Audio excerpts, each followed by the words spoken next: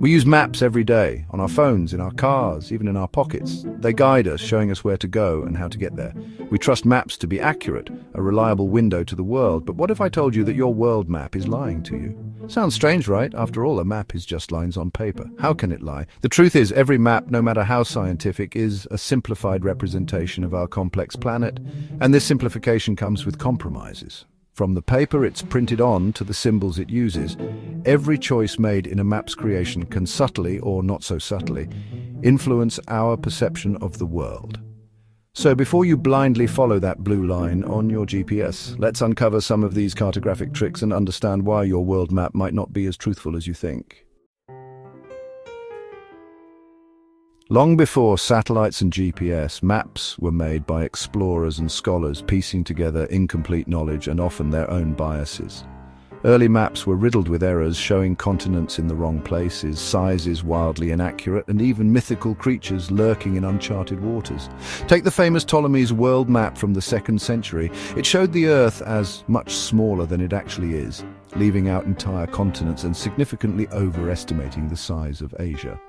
This map, for centuries, influenced European exploration and understanding of the world, despite its inaccuracies. Even as map-making techniques improved, the problem of accurately representing a spherical Earth on a flat surface remained. Every flat map, by its very nature, distorts reality, and these distortions, as we'll see, are not always innocent. Imagine peeling an orange and trying to flatten the peel perfectly. Impossible, right? You'll always end up with tears or stretches.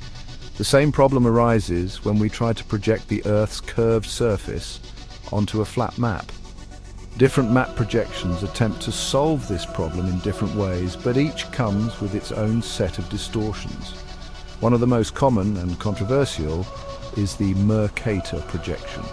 Created in the 16th century for navigation, the Mercator projection preserves angles and directions, making it useful for sailors.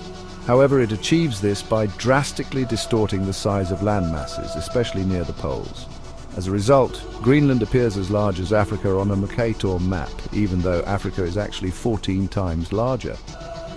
This size distortion has had far-reaching consequences, perpetuating a Eurocentric view of the world and influencing our perception of the relative importance and size of different countries.